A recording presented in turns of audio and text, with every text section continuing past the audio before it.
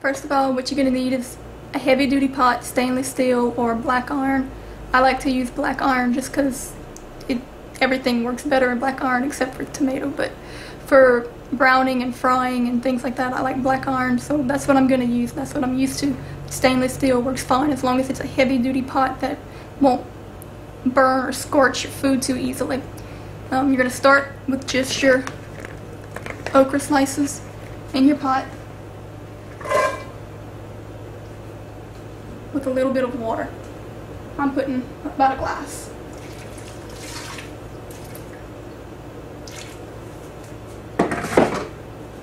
Turn the heat on about medium high, and some salt. I use sea salt just because I like it. It's better for you and it's got a better taste. At first you don't notice it, but after you get used to sea salt you prefer the taste. So that's what I use. Just salt it down a little bit. Okay, so as it heats up, some of that slime is going to start to cook out. You just want to stir it around, let it warm up. It'll saute a little bit. We're not going to add any more water to this. We're going to let it cook down a little bit, stir it every once in a while. Then when it gets down to where it's starting to kind of fry a little bit, we're going to put a little bit of oil. I use olive oil. You can use vegetable oil, doesn't matter. Just a little bit so that it doesn't burn. And then I'll show you our secret ingredient to dissolving all the slime and getting rid of it. That's going to take a few minutes, so we're going to let this cook. Now you can hear that it's starting to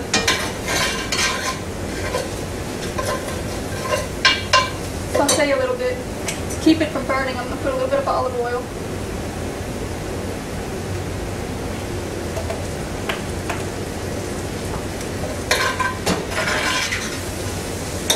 I don't know if you can see in there, but a lot of that slime that's coming out starting to string together. At this point, I'm going to put maybe 2 tablespoons worth of white vinegar. Vinegar dissolves protein. You know, you've seen the experiment where you put an egg in a jar of vinegar and it turns into like a rubber ball because the protein all just... What you're going to do is you're going to put a little bit of this. It's about 2 tablespoons, I guess. Stir it in there and it's just going to dissolve all of that slime. It'll just disappear and then you'll have vegetables. I'm going to let this continue for a little while. If you have a lot of okra, or if your okra is extremely slimy, you can do this like again in a few minutes if you need to.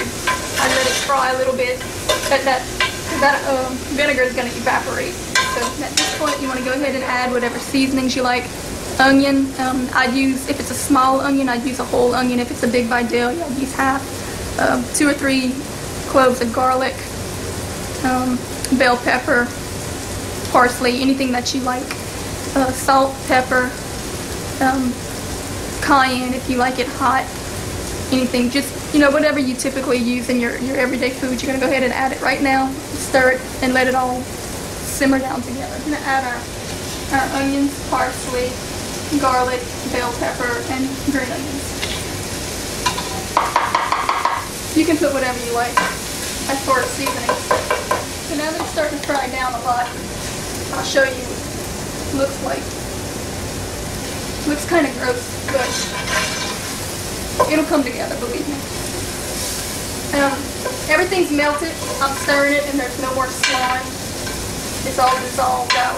The onions are cooked down. I've salted and peppered and put all the seasonings that I like. Now what I'm going to do is add my tomatoes.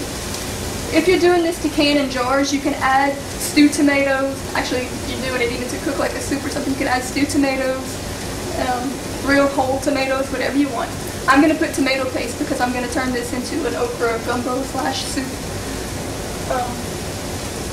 This type of okra gumbo is extremely rare. There's only a few families left that even cook it anymore. Typically what most people call an okra gumbo is a regular roux gumbo with okra thrown in it. This is a very old recipe. It's usually owned, well, it's really only known in South Central Louisiana, like I said, by a few families. So you're not going to really find this too many other places.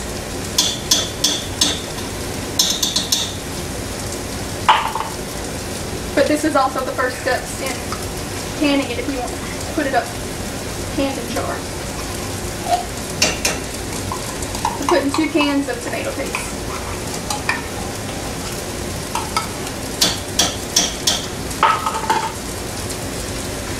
Stir my cooked okras in with the tomatoes. A little bit of water so that my tomato paste doesn't start to scorch.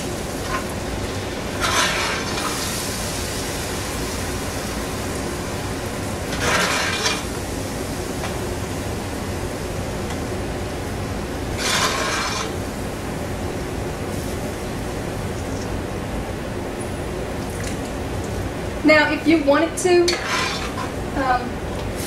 some people add ground meat to this before they put it up in canning jars. I don't, because I don't usually cook it with ground meat. I cook it with chicken. But basically, at this point, you can take it out, put it into quart drawers, and seal them. Like I said, go back to the canning and pickle and thistle video, and at the end of the video, it'll show you how to can. You can it the same way. You put it in your jars and give it a hot water bath. And then you have this in your jars. Once you have this in your jars, anytime you want, you just go and take a quart jar, throw it in a pot with some chicken, boil it. It makes a soup. It's extremely good. But I'm going to show you how to make the okra gumbo as well. Which means at this point, I need to add some water. About it for chicken breast, you can use a whole hen. Most people use a whole hen. I'm a little picky. I like white meat, so I put in 4 chicken breasts and enough water to cover the meat, or to almost the top of the pot. I'm gonna let that cook for, I guess, about an hour, hour and a half, until the meat starts to fall off the bone, and then we'll come back and check it. It's been cooking for, I guess, about an hour now. The meat's starting to tenderize enough. I'm going to add some sausage. You don't have to add sausage. It's very good without it, but a good sausage can really add to the flavor. At this point, you want to re-salt and pepper to your liking, but if you're going to put sausage, be careful, because the sausage is going to have a lot of salt in it, and so you don't want to over-salt. Put your sausage first, let it cook a little while, and then check for your salt and other seasonings. And I'm just going to let this cook the sausage flavor in for, I guess, about another 10-15 minutes. And then it'll be, and there we go. We serve this with a little bit of rice, as most Cajun dishes are served. A little bit goes a long way. It's very cheap, very easy to make, and it's very, very good. Like I said, it's very rare. So if you try it, you'll make it for your friends. You'll be the only one that's made it, I'm sure. You know, it doesn't look like much, but it tastes like amazing. It's a little bit like a soup, but it's a lot thicker and heartier. It's more almost like a stew. I don't really like soups. There's not much that I don't like. I like food, but I don't really care for soup. But this I love. So if you don't like soup, don't think that it's exactly like a soup, because it's not. It's very, very good. So there you go. Go ahead and make some.